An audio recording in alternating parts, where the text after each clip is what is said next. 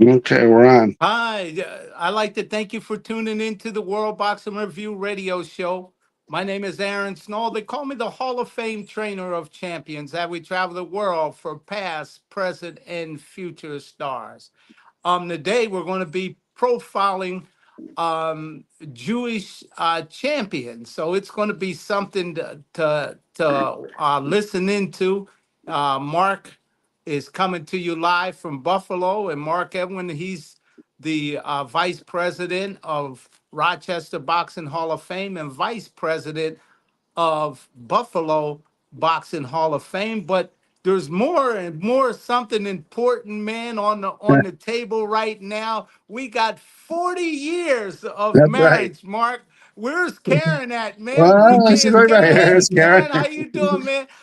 Good. We from the World Boxing Review radio show and the boxing community around the years. 40 years of marriage is something in boxing, to put up with all the stuff you got to put up with in boxing. But you have a love for boxing Yeah. yourself and your whole family. Congratulations on the Thank 40 you. years of marriage, man. Uh, Thank what, you. what I'll tell you what do one you want funny to say, story to Mark, that. about this?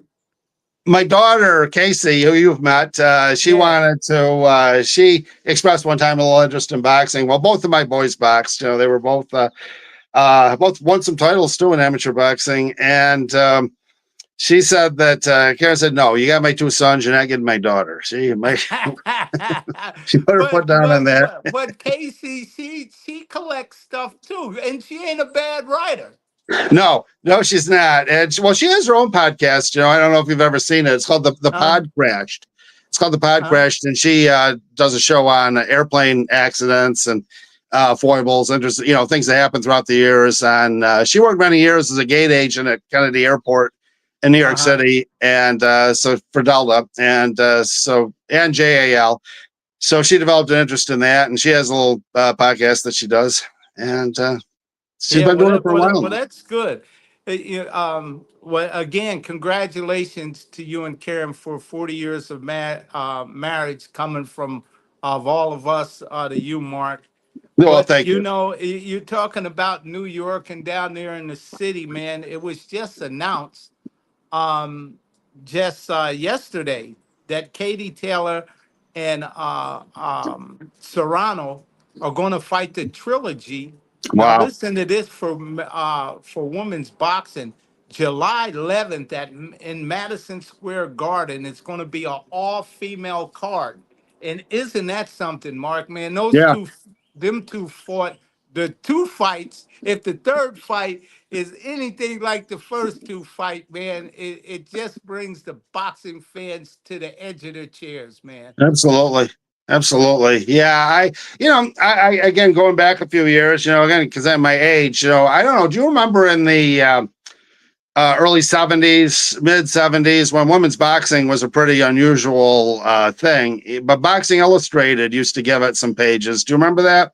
Yeah, absolutely. And Katie Davis, who is going into the International Boxing Hall of Fame year, Kat Davis, Yeah. when she was put on the Ring magazine, they caught so much flack back in those days for having a woman on the cover of Ring magazine, and it's just amazing how far uh, women's boxing have come Come a today long to way. be in Madison Square Garden with two great champions um, headlining the card, two great fighters with Katie Taylor and Amanda Serrano in their trilogy July 11th. Man, that's simply amazing and something great.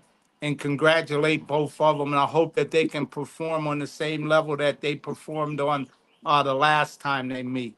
And also, it looks like we're going to take it over to the pond before we get into the Jewish boxing world champions. We're going to take it over the pond to London. Tonight, Yeah. over in London, you have Chris Eubank fighting Connor Ben. Both of them weighed in yesterday.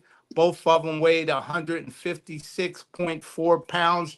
And boy, this is going to be a great matchup tonight on the zone. So We want everybody to tune in live tonight on the zone to see this great fight. This is going to be a good fight too. That's a good fight over there in London.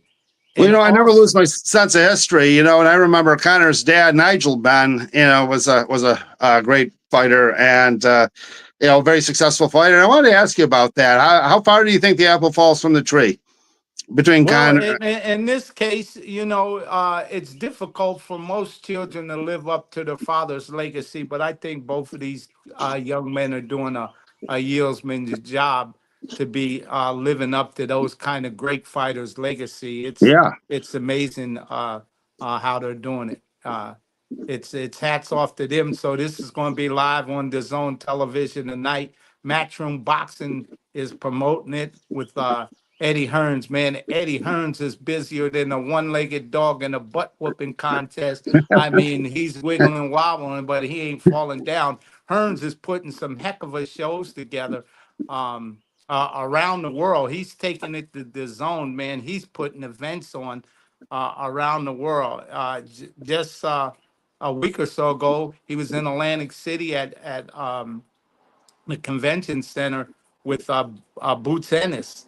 The Zone put that great show on, and boy, did that turn out to a great spectacle. Cause man, and most likely this is going to have the same high level fight, and that's what boxing needs. Mark, we need these great matchups for the guys to get in there, perform. So boxing's not dead; it's surely alive. yeah, And with just the announcement of Usyk and Daniel Dubois, their rematch. They moved the date from the 12th of July in London and Wembley to the 19th. So that's something to look forward yeah. to in boxing. And boy, we can't wait. But in the meantime, and we'll have some other announcements as we go through the show and go through this list of fine Jewish world champions. Um, Mark, what when you think of Jewish fighters, what would you say about them? Well, I think that I think a lot of people today, the first thing that comes to mind is I think we're doing a real service here by having this show because I think a lot of people don't even realize that the Jews were a big part of boxing history. I think today because there's very few Jewish boxers presently, but that's not 1,000% true either because like the Klitschko brothers have some Jewish ancestry, as did Jack Dempsey, so there wasn't. So in the heavyweight division throughout history, there has been some, and we've had some, good Jewish fighters in recent years. I mean, Dana Rosenblatt, of course, Yuri Foreman, from Belarus, who lives in Brooklyn now, Yeah, and a very good fighter. we'll get into those guys later, but let's start off the top of the list. And and when you talk about a heavyweights, heavyweights is what most people look at, and we'll get into those guys. Let's talk about Max Baer, man. Yeah, What okay. what about Maxie baby Well, or he's Maximilian? Maximilian Adelbert Baer. Yeah, he's a remarkable, remarkable story. Actually, we could easily do a show. Maybe someday we will just do a whole show just on him, because he was a fascinating individual. There's no question about it. He tragically he only lived 50 years, and yet he put a lot of living into those years. He wasn't here for a long time, but he was definitely here for a good time. He was a he had a tendency to he enjoyed his life to a large extent. Um, as a boxer, though, he really, I think, you and I talked about it before on the Dempsey show, that it's frustrating as a coach, you were more of a pro trainer. You were a pro trainer. I was an amateur coach, but still, the big thing is fundamentals and drilling things into fighters' heads and everything. Well, Max Baer didn't seem to really pay a whole lot of heed. I know a lot of people did try to work with him, but he seemed quite But insistent on doing his he own. could whack though. He could Max, whack. oh He could man, he whack. could punch. He could punch for uh, punch the daylights out of you. And the Yes. thing about his punching power when he fought Campbell, I think it was, Mhm. Campbell spoke something about Max Baer's punching power, didn't he? Well, Tommy Campbell, I don't know what he said about it. Unfortunately, he passed on after fighting Max, and it was which I think I definitely know that did haunt Max Baer. I want to say, since you brought that subject up, a lot of people's views of things are formulated by popular culture, and Max Baer was. Well, we get to that later too, but. He actually had some skill as an actor, and he appeared in the movie "The Harder They Fall," which Uh-huh. I say was very loosely based after Primo Carnera. It wasn't. I wouldn't say it was too accurate of a count, but some of the events that took place in it were part of Carnera's deal. And Max played a guy in it anyway. That in the movie, his character Buddy Brennan was upset that the Carnera character Toro Marino got credit for killing Gus somebody in the movie. I don't know. He looked the actor that played him looked like Gus Lesnovich, so I think that's why they gave him the name. But anyway, that has no basis in reality at all. Max Baer was not a brute in any sense of the word. He was actually a very kind, gentle man. He was. He was a fighter. He was a fighter. He was a warrior in the ring, but he was not. He certainly didn't want to really seriously hurt anybody. And but he played a character. He held the title for the heavyweight championship of the world, almost for 1 year, One something. year. 1 year, almost the date. Yeah, I one day forget. less. One day less than a year. One day less than a year. Yeah. And Well, his punching power, I think on the all-time great punchers list, I think they have Max Baer rated around about 22nd. yeah, you're right. That's exactly right. Ring Magazine rated him 22nd, the greatest puncher of all time. And that may be too low, it may be too high. And again, that stuff's all opinion. But they called his right hand. The nickname for it was the roundhouse right. And it really Uh-huh. wasn't a roundhouse right per se. I mean, sometimes he threw a roundhouse, but you look at probably the most important punch that he ever threw was to Max Schmeling, and that was a straight right. That was a beautiful, straight right to the jaw. And Schmeling actually did beat the count, but he was on Queer Street. There was no way he was going to be able to continue. And I'm sure that was the one that he was the most proud of in his career, because Adolf Hitler had just look at the history of this. Okay, the fight took place, I believe, in March or April of 33, 1933. Yeah. 33, and Hitler had just taken power in January of 33. So, Max, I mean, in some ways, he might have seemed like a frivolous guy, but he definitely had some social conscience, and he was very, very proud of his Jewish roots. He was half Jewish, actually.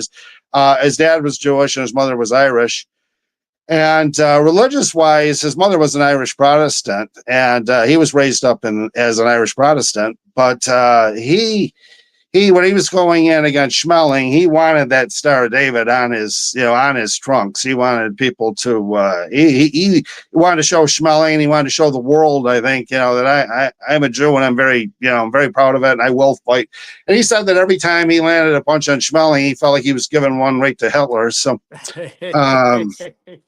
that was he later on, when World War II broke out, Max actually did. They rejected him for service a couple of times because, like a lot of boxers, he had punctured eardrums, and but he kept at it anyway, and he did get in. He did get into the army, and he always said that. Of course, in World War II, originally we were fighting Germany and Italy, as well as Japan. And he said that I felt like I had to join because I felt like I started the whole thing by what I did to Schmeling. He says, and then I topped it with what I did to poor old Primo from Italy. And he said, so I had to get into the fight. And he was quite a guy.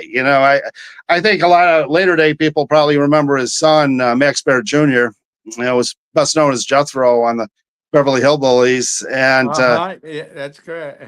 he was very, he loved his dad. He was always spoke very well of him, as a man and as a parent. And he was very offended when that movie, um, Cinderella Man came out, because I don't feel like that was an accurate presentation of Max Baer at all. But I think that fight, if you get to the actual fight that the movie was based on, in the movie they kind of show it as really a brawl, but really the actual fight, if you watch it, it was a pretty, Braddock fought a very smart fight. He fought a very smart fight, and he frustrated the heck out of, he circled, Braddock circled, and Baer was always trying to load up on that one big shot. And Braddock did a pretty good job frustrating that, and knocked out a very strong decision win. Usually they didn't like to take titles from champions on decisions, but that one was fair enough that there was no, Braddock won 10, 11 rounds in that fight. So it was, but Braddock always said, and it's interesting, fighters will say that, Braddock always said the Baer hit the hardest of anybody he fought, which is interesting because it seemed to me like Joe Louis did a lot more damage to him, but he always said that Baer hit him one punch. He said that it felt like his entire head was just broken. Yeah, well, Max Baer, he did get Fighter of the Year from Ring Magazine back there, in that era. Mhm. That was big for him to get Fighter of the Year, Yes. with his wins, with those two. And he what did he lose to, Braddock, James Yes, Braddock? Jimmy Braddock. Right. That was the fight I was Hmm. just talking about. Yeah. Yeah. Yeah. Yeah. Yeah, but he did get Fighter of the Year, and Hmm. he's considered a great fighter when you look at, him being rated, 22 in the all-time punches list, in the win the Fighter of the Year from Ring Magazine and all of that. Well, I mean, I think you should point out too that after Braddock and after Joe Louis, he went on to have a pretty successful comeback after that. He fought some good guys. There was Choynski. There was a guy that was being built up, at the time as a heavyweight hope, and Pat Choynski, and Baer beat him. Baer beat him. He also beat Tony Galeno, who a lot of people really didn't want to tangle with, and he had too much skill for two-ton Tony. And he had a tough time with Lou Nova, though. Nova was a very scientific fighter, and that was when he finally decided to hang him up, because he had lost to Nova a couple of years prior, but he thought he could beat him, and he got into really good shape for his last fight, and Lou beat him pretty decisively, and he decided to hang up the gloves at that point. But he was a good one. There's no question about it. Can I tell you one funny story about that? I used to all live right. in California, and I worked at a place in Oakland, and there was a truck driver. It was a glass factory. And one of the truck drivers was talking. Him and I were talking a little bit, and I said, "Where are you from?" He said, "Livermore." And I said, "Oh, Livermore." I said, "The home of Max Baer." And he looked at me, just like, wonderment. He said, "My whole life, I've always wondered who Max Baer was." He really didn't know. Isn't And I that said, "Well, he was something? heavyweight champ of the world." I said, "From Livermore, California." So that was one of his nicknames, Livermore Larapur, Madcap Maxie, the glamour boy of the ring. That's what Nat Fleischer called him. Yeah. So he was, like I said, he would be worth the whole hour show, I think, at some point. I think he'd be Oh, a good, good absolutely. topic. Uh, uh, but before we get in, Barney Ross, I like to comment on the WBC boxing, Grand, Prix, that was over in Saudi Arabia. What a heck of a tournament that turned out to be, with 64 fights. It went 16 days, 128 fighters, and the Grand Plex will return in June and August, and then in the finals will be, in October. And the finals of all of that to become the champion, will be in December. So stage two of that tournament will start June 19th through the, 21st over there in Riyadh, Saudi Arabia, man. Mauricio Suleiman, we want to thank you so much, for a great tournament like that.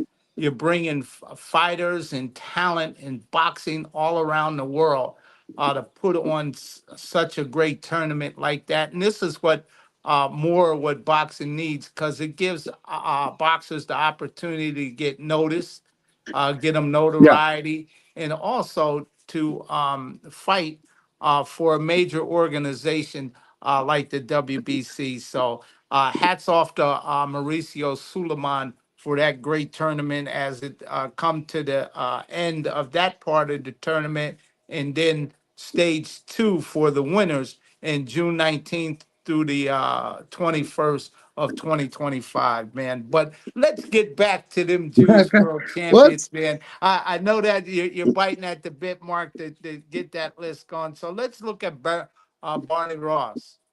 okay. Yeah, that was he was lightweight champion, junior welterweight champion, and welterweight champion. So he held three titles. We'll probably go back to Benny Leonard, but because Barney Ross actually he kind of avenged Benny Leonard. Leonard was lightweight champ, and his last fight was against Jimmy McLaren.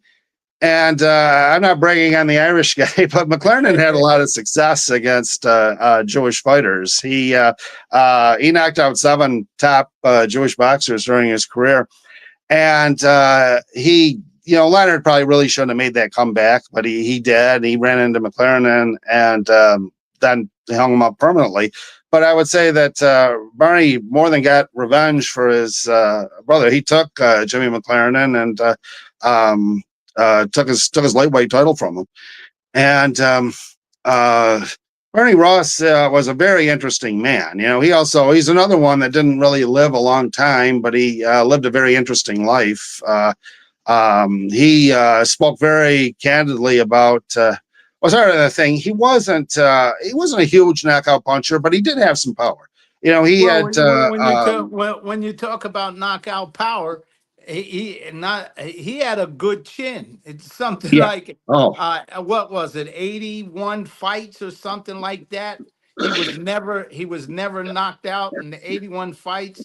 And no, in zero. competition, he fought some of the best competition of that time, right? Sure did. He sure did. He fought. He only lost 4 fights in his whole career, and 0 by knockout. Was never stopped, never knocked out. No, he had 3 draws. I'm sure those would have probably been interesting fights. A lot of these fights you'd really like to be able to see them. You watch what you can find on YouTube and whatnot. But some serious collectors still have the old, real fights. I kind of miss Right. that. In the old days in the boxing clubs. I don't know how it was in your area, but Rochester, we used to actually get out the old camera, that you projected on the screen and watched films of a lot of these guys, and it was. But anyway, Ross, yeah, he was a very good fighter, and he did have some knockout power. Like I say, 22 knockouts is really not bad. It still is a quarter of his fights. That's still pretty solid, I would say.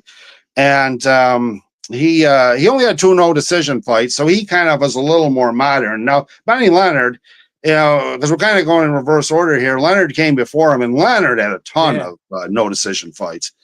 But well, anyway, as far as Ross, he also was another one. We're talking about World War II. Well, he wanted to enlist. Well, he got sent to the Pacific, and he actually fought in Guadalcanal and sustained some injuries. And unfortunately, he got addicted to opiates while he was recovering from his war wounds. And he became a very strong advocate. He was an early one, an early public figure to go public with his struggles in that way. And I'm sure it helped a lot of people. They made a movie about him. I don't know if you ever saw it. It was called The Monkey on My Back. Yeah. And he was an interesting character. There's no question about it. He actually later on, towards the tail end of his life, he actually appeared as a character witness for Jack Ruby, who he had known since childhood. They both used to run errands for Al Capone a little bit there in Chicago, and he liked Ruby, and he did actually appear as a character witness on his behalf. I don't think it helped too much, but nonetheless, but you gotta respect a man that stands by his friends anyway, and he did. And what didn't Ross fight Henry Armstrong? yes, he did. I think it was like in 1938, something like that. Yeah. Well, Armstrong, these guys, I don't know if you know, like Armstrong, of course, was the only man to have titles in 3 divisions simultaneously. Right. And but Ross also had a little crossover there too. He was actually junior welterweight champ and welterweight champ at the same time. They didn't regard it wasn't like it is today with the junior titles. They weren't, today I would say junior welterweight division, and really in the public's mind, there's very little difference today. But back then there kind of was, but he held, Ross also held 3 championships, and he did hold 2 of them at the same time twice. He held the junior welterweight and welterweight, and he also held the lightweight and junior welterweight simultaneously. So. Yeah. I don't know. Did you want to say something about that Armstrong fight? You can give me some insight into it because get into the Armstrong fight with Barney Ross and Henry Armstrong. It went 15 rounds, something like that, to my understanding. did. It was a 15-round decision. Yeah, and it was at Yankee Stadium, and it was pretty. No, it wasn't. I take that back. I'm wrong about that. It was at the Madison Square Garden Bowl, which was out on Long Island. And he did. Yeah, Armstrong beat him pretty bad in that, but he did hang in there for the whole distance. And I think that, again, probably, you think about Henry Armstrong, like we remember Aaron Pryor later, with kind of the windmill, 100 bunches around, and Armstrong was a Hurricane Henry, they called him. He was a windmill puncher, and Ross was getting towards the end of the line, but he still managed to withstand it. And there was a crowd of about 35,000 people in the Madison Square Garden Bowl. So it was a very well-received fight. And but I think Ross was very proud of the fact that he didn't go down in that fight, that he didn't, he did manage to finish till the end.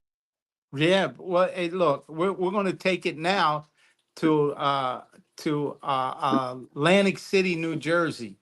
Oh. The IBF have announced their 40th annual convention from June 1st through the 5th at Caesars.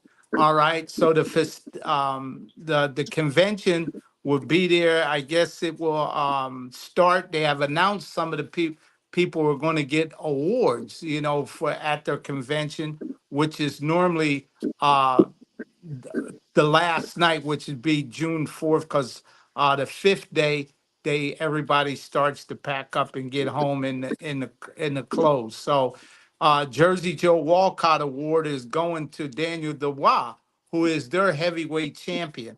So he's getting the Jersey Joe Walcott Award, and Jersey Joe Walcott is from Jersey. Camden.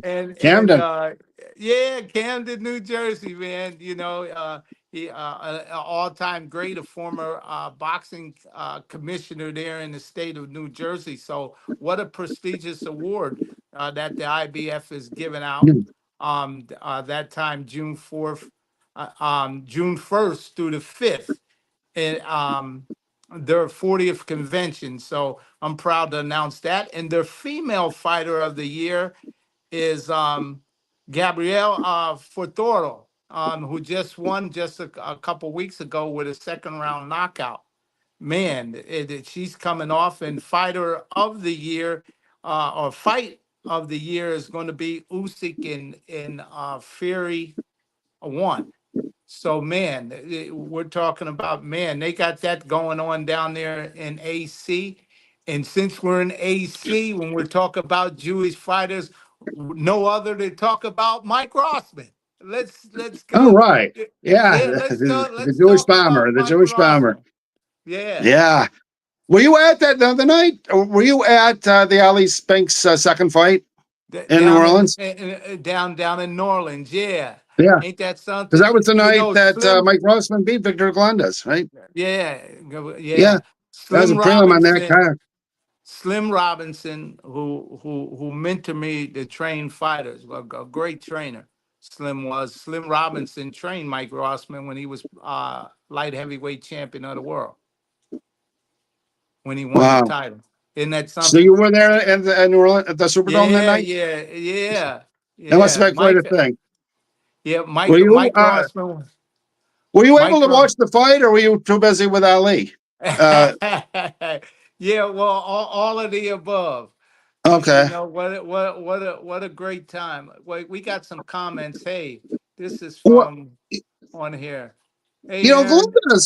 Glennis was giving it to him pretty good earlier in that fight, and boy, Rossman withstood it, and then he marched back, and I got to admit, going into it, I thought Victor was going to win that, and my hat was off to Rossman. I've been a fan ever since. You know, we honored him in Rochester. He's in the Rochester Boxing Hall of Fame, and he doesn't really do that scene a whole lot, so I No, was he glad that we. doesn't.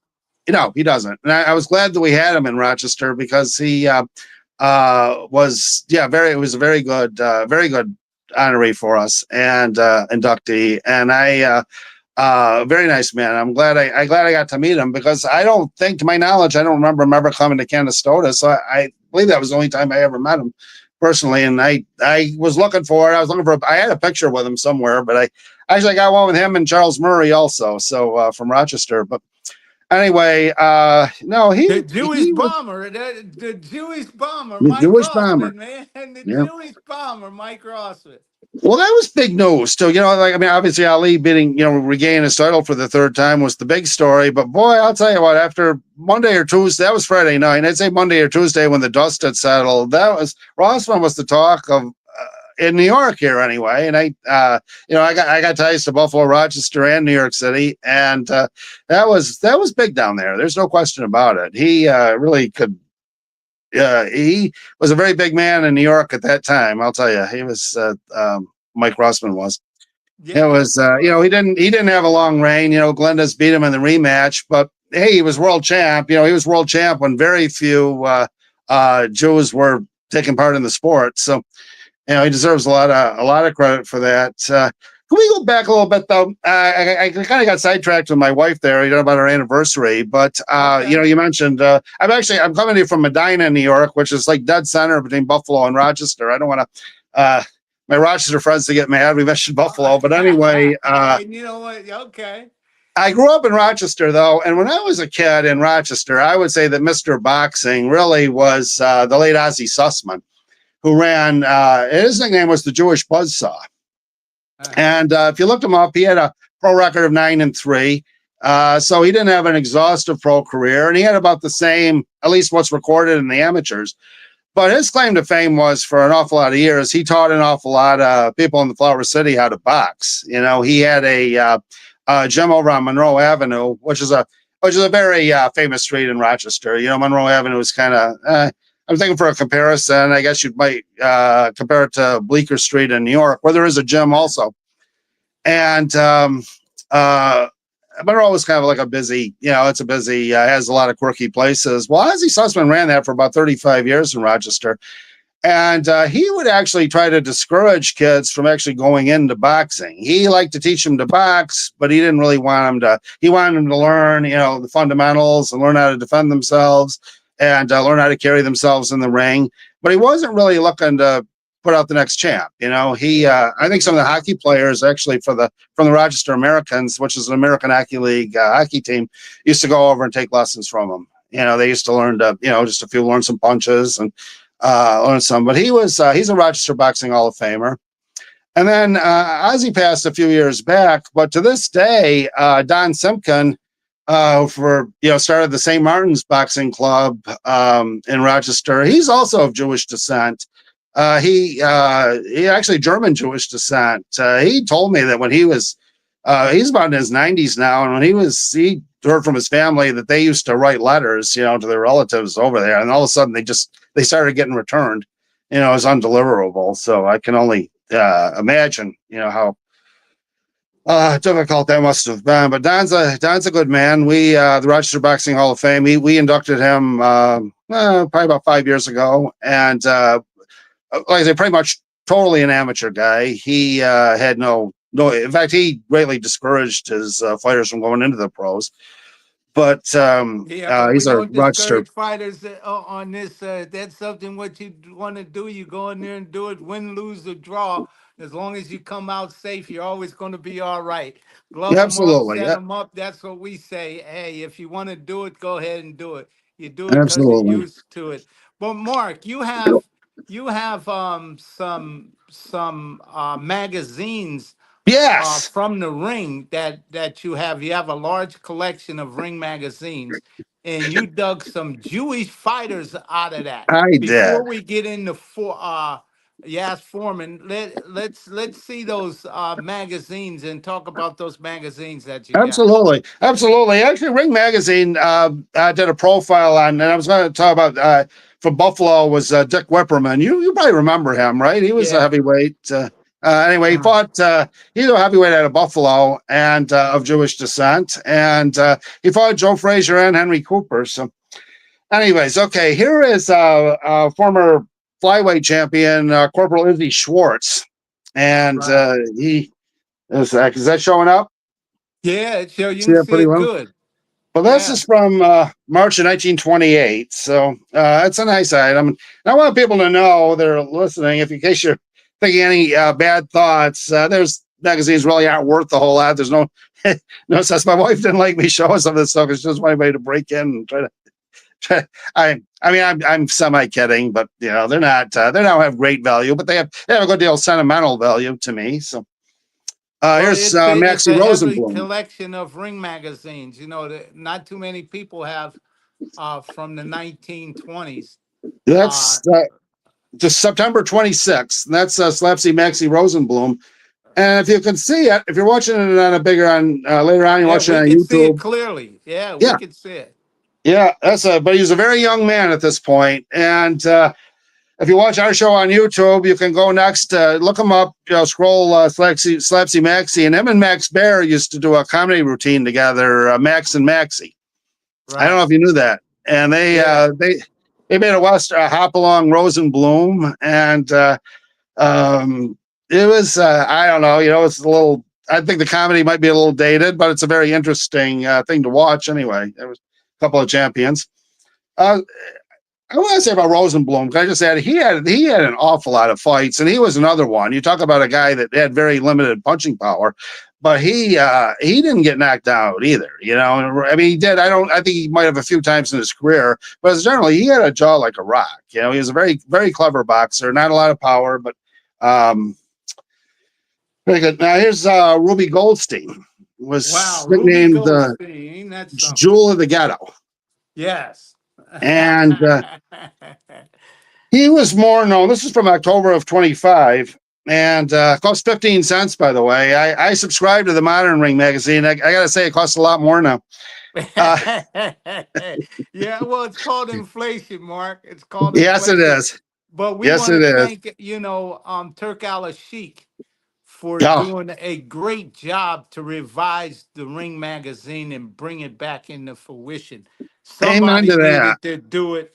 Not only you put money up for to create great boxing matches, but Turk Al Sheikh, man, God bless you, man, for saving Ring Magazine, man. All the things that you're doing for the future that's bringing Ring Magazine up to speed with micro media technology. We want to thank you for that. Boxing Needs uh, Ring Magazine and the creation of that belt that he did. You We just want to say hats off to you, um, know, somebody Turk Al Sheikh, for doing that. somebody mentioned those. Do you remember those belts when Burt Sugar had ring? Those Seagram's belts that they gave out, Yeah, and yeah, yeah, yeah. I did any of your remember that. fighters ever get one of those? Uh not the Seagram's belt, but I have fighters that got the Ring Magazine Yeah. belt for when Burt Sugar was what you call him, when he Really? was editor in chief Right. of Ring Magazine. Burt Cooper he was a great Okay. guy, real funny man. I got some great pictures with Burt Sugar all the time. When he see me, he all the time we used to laugh and joke and sit at the bar and have a few uh, drinks together. And he used to laugh. He used to love taking pictures with me, man. I got a host of pictures with Burt Sugar. What a great guy and what a Yeah. knowledgeable guy of Yeah. boxing and baseball because he covered baseball too. Yes, he Uh, did. yes, Yes, he he did. did. But you could talk hockey with him too. I mean, he was actually very knowledgeable on sports. I remember Berger was a wonderful man. I miss him tremendously. Actually, he was one of the people as we talked about before every year. Probably get on this a little bit later, but Cannestota's coming up, and it's always great to go see everybody, but it's also sad for the ones that you miss. And Bert Sugar was a huge part of that. He's a he was honored by the Buffalo Boxing Hall of Fame. He's a Rochester Boxing Hall of Famer, and he's an international Boxing Hall of Famer. And I remember his wife. His wife generally didn't come with him, but I was trying to remember her name. I want to say Sharon, but I don't think that's it. Anyway, she came, lovely lady, and you could see the pride, and that they had in their long marriage too, and just Burr was. I think that year that he got inducted into Cannastota and the International Boxing Hall of Fame, he was a different man that year. I think he was truly humbled by that. He's a very outgoing guy, and a very But I think that year he was actually being inducted in the International Boxing Hall of Fame. I know it meant a great Yeah, deal to yeah, him. and we're gonna go right to Yas Foreman, man, the boxing rabbi. The Yes, boxing rabbi was his yes. name, man. Let's talk about something about Foreman here. Okay, well, he A got champion of not too long ago. no, sure wasn't. And he fights out of Gleason's gym too in New York. And I did meet him down there. I did actually, a very personable guy. And he fights out of Gleason's. He's actually from Belarus. And so his background, his family was very fortunate to have survived because that area, Ukraine, Belarus, the Nazis rolled through there. It was part of the old Soviet Union. Hmm. And the Soviet Union wasn't exactly real good on the Jewish population either. So he loves the United States. Yuri does, and he's a good man. But yeah, Yeah, he what pursued his he boxing won and his rabbinical studies at the same time. yeah He he won the WBA super welterweight title. And I think he held it from 209 to 210. He held it a year. mhm. He did while he Yes, was living in Brooklyn, New York. I right. think I think he's it's still there, isn't he? I think he's still in Brooklyn. yeah, yeah. Yeah, And the boxing rabbi, man, you're talking about being able to fight. His look. People never thought that the boxing rabbi Foreman would be or become champion, but yeah. he shocked everybody, Yes, he and did. he rose to the occasion when he got his chance to fight for that title, and he won, man. So what a great opportunity, that was, Yeah, for the Jewish fighting rabbi yeah. to fight like that. I think these days from the fighting ghetto man, these Jewish guys come up with some unique fight names in their Yes, he did. repertoire of them fighting. Yeah, well, yeah. Ruby Goldstein was the jewel of the ghetto. Yeah, yeah. Benny Leonard. He. Yeah, Benny Leonard. I always refer to him as the great Benny Leonard. I mean, he was. He was. A lot of people, I think, to this day, regard him as the. I think Ibro still has him first, actually, of all time on the lightweight division. So I think that shows the regard in which he's held. That was. Another character. Can I just mention, in there? Because I mean, I see the time. I see the time going here, and we had a lot of names that you threw at me, but Abe Attell, Yeah, who was he was 9 years. He was 9 years featherweight champ, and from 1903 to 1912. So this is again talking early parts of the 20th century, and but he made 23 successful defenses. Those old time champions like that, they generally didn't defend as much as the later ones did, and mhm. which I find an interesting aspect to the whole thing. He's another one. He hung around. Abe Attell lived into his 80s. He was 81, 82, and he he was very good friends with Arnold Rothstein, and who was a famous I don't know, bookmaker. I don't know what you want to call him, but Yeah, rumored to be involved in the 1919 Black Sox scandal. yeah. He was never convicted of that, so I don't. I always take the see no evil, hear no evil, speak no evil. But Yeah, well, he let Mark, because the time is getting here short. We got can a I show you a long few more of the list. magazines? If you want to go down some lists of other fighters that you have that were world champion of boxing that were Jewish descent, can you go down that list so we can at Absolutely. least mention their name? Because Absolutely. Well, I got a few it more here with the all right. magazines. I just want to see. This was Betty Bass, and this magazine actually is in very good condition. That one actually is from May of 1926, and it looks like it was just printed. They didn't print them in as good stock as the Sheik is printing the Ring magazine of today. It's really, if your viewers and listeners out there, I really recommend it highly. It's printed on beautiful paper. It's very well done. My good friend Lee Groves writes a regular column in there, and I get a plug in for him.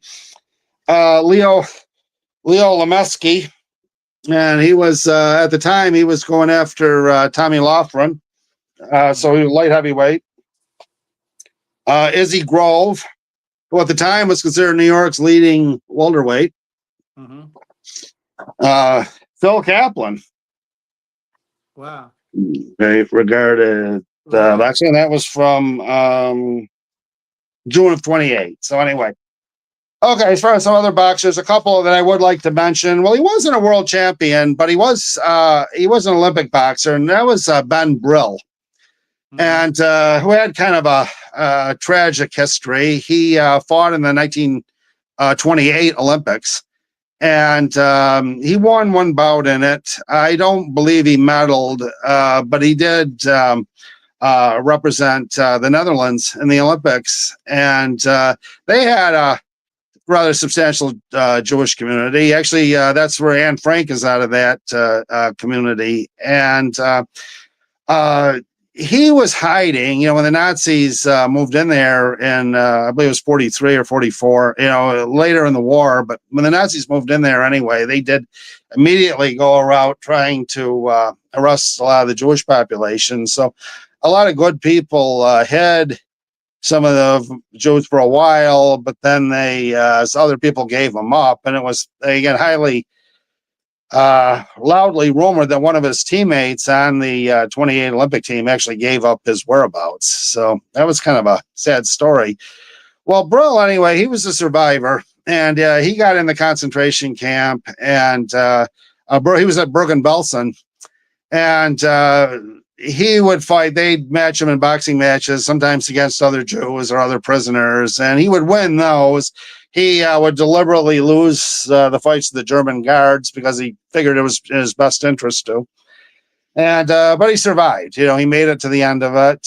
Him and one brother did live. Unfortunately, he lost 4 members of his family in the Holocaust, and he moved on with his life and actually became a very successful European referee. And he refereed a lot of important fights in Europe during the 50s and 60s. So.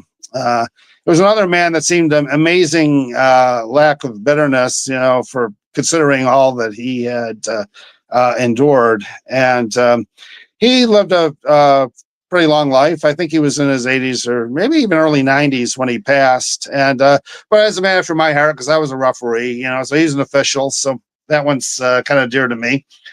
And another one, this is kind of an interesting story, was Mushy Callahan.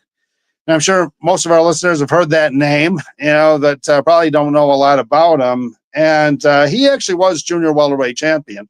I think a lot of people don't know that he was a world champ. And his record was 48, 15, and 3.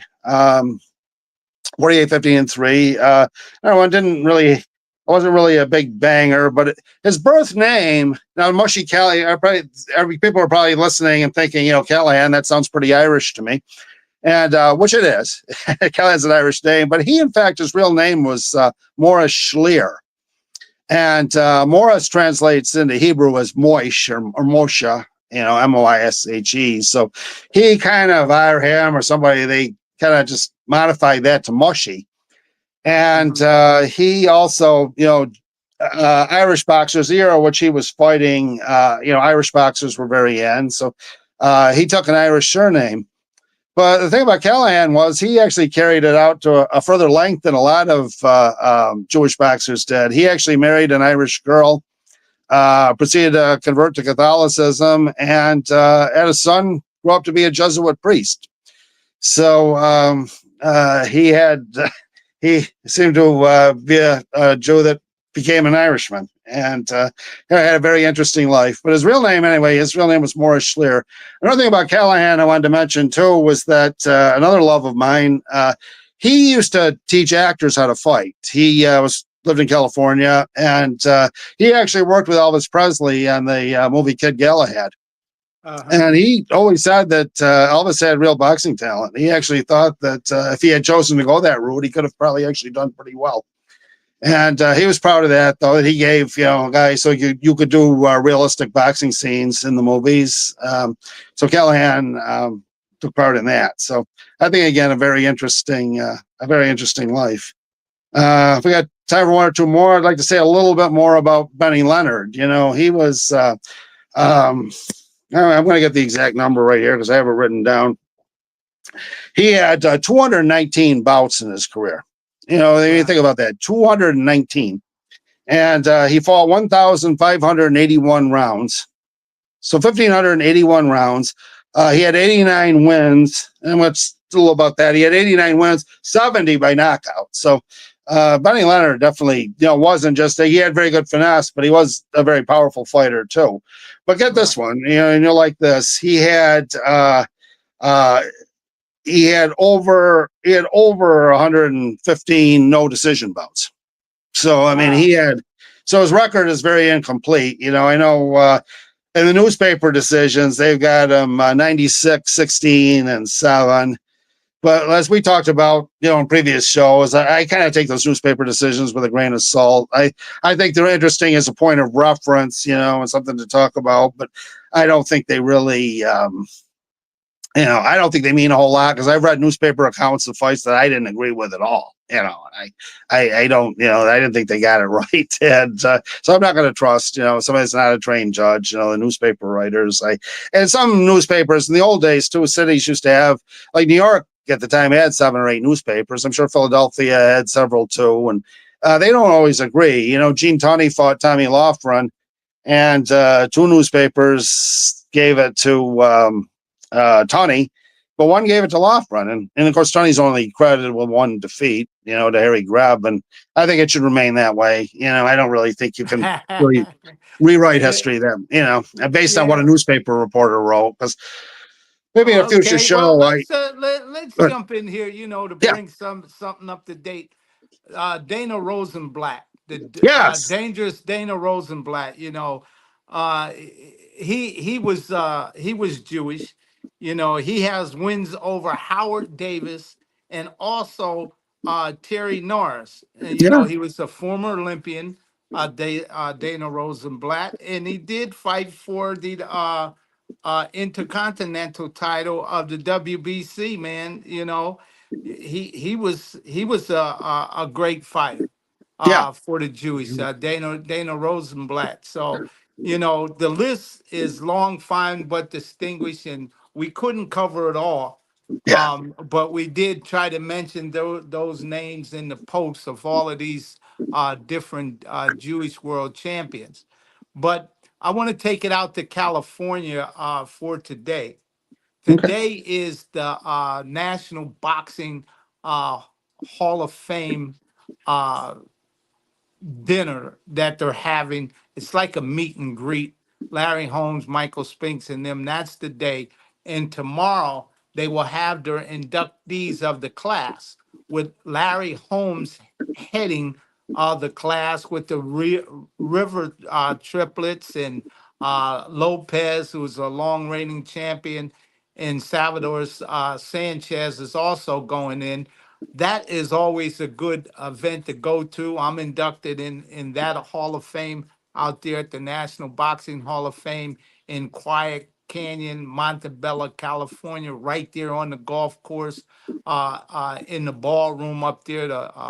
So we recommend if you're out there in California today, man, find your way down to that great event. It starts at 11 o'clock to 4 o'clock, and that's going to be something to be at. And also next week we have the Indiana Boxing Hall of Fame with Craig Hawk, with James Toney going in, Ray Mercer, Freddie Ladd, who's also going into the Rochester Boxing Hall of Fame. And I forgot to mention Henry Tillman, who's going in the Rochester Boxing Hall of That's right. Fame. He's getting a Or national. Yep. he's going into the National Boxing That's Hall right. of Fame. So we just ask you to go out there and to support and attend these great events.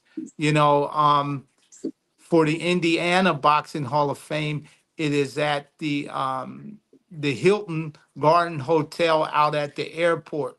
So if you fly in, all you got to do is they have a bus that takes Mhm. you right to the hotel, clock on in there at the hotel and go to the dinner. It's $150 for Friday night and Saturday night. And the t-shirts that they sell are only $25. What a great collection that they have. And Craig Hawk, man, what a great job Craig Yeah. does. He goes around and support everybody, man. And we like to try to support him and all the great things that he's doing. So if you can, Can I say go something out about there. that? Can I Yeah, say go something ahead. about that? Because I did attend that event a couple of years ago, and I recommend it highly. If you can make it to Indianapolis, you'll have a great time. I have no question about it. I attended it. It was a wonderful event. It's a very fan friendly event. I mean, I love to talk to the guys and the gals and whoever's out there to it, and I enjoyed it very much. I'm not going to be able to make it this year because I'm later on in the month. I'm actually going to be the MC this year of the Ohio Boxing Hall of Fame, which is having their opening event, and I would like to.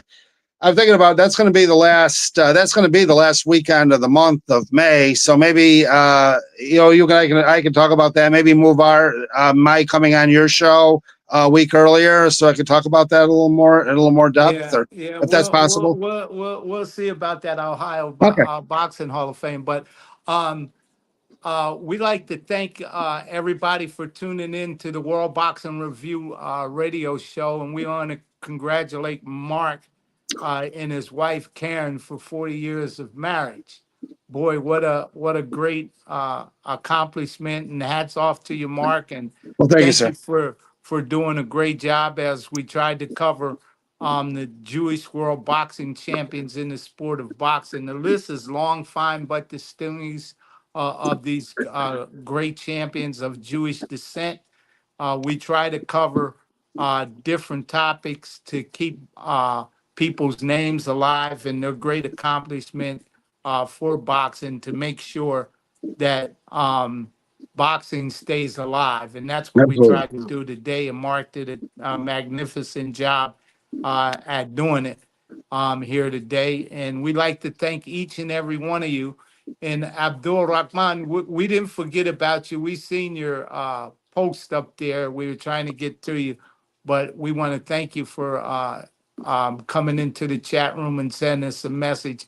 And we do like to hear from you from time to time at the World Boxing Review radio show. To do stuff like this is the cutting edge stuff that we do to keep boxing alive, keep people's name after, as we cover the news of what is going on in boxing, of events and things like that happen all over. So, hey, look, Mark, it has reached that time and it's reached that era. We don't want to say goodbye, but we'll see you next Saturday, every Saturday from 11 to 12, the World Boxing Review radio show. Been 25 years in the making, every Saturday for 25 years covering it. That's a great accomplishment on our end. Where it started out in my hometown Mhm. of Pottsville, Pennsylvania, where a local manager of the radio station, Phoenix 1450, Bob Murray. We started it and we kept it going, and we still keep it going. And one day we'll have Bob Murray come back on the show, who does a great job as he goes around that world, only in his magnificent style of all the events that are going. Can't nobody do it better than him, Mark. This guy Bob is Yeah. just phenomenal, man, and we miss him dearly. But we want to thank the fans here today for tuning in as we close to the World Boxing Review radio show. My name is Aaron Snow. They call me the Hall of Fame trainer of champions, and we travel the world for past, present, and future stars. Thank you for tuning in. Thank you, Mark. Thank you. Thanks for having me. God bless. Bye All bye. right. Bye.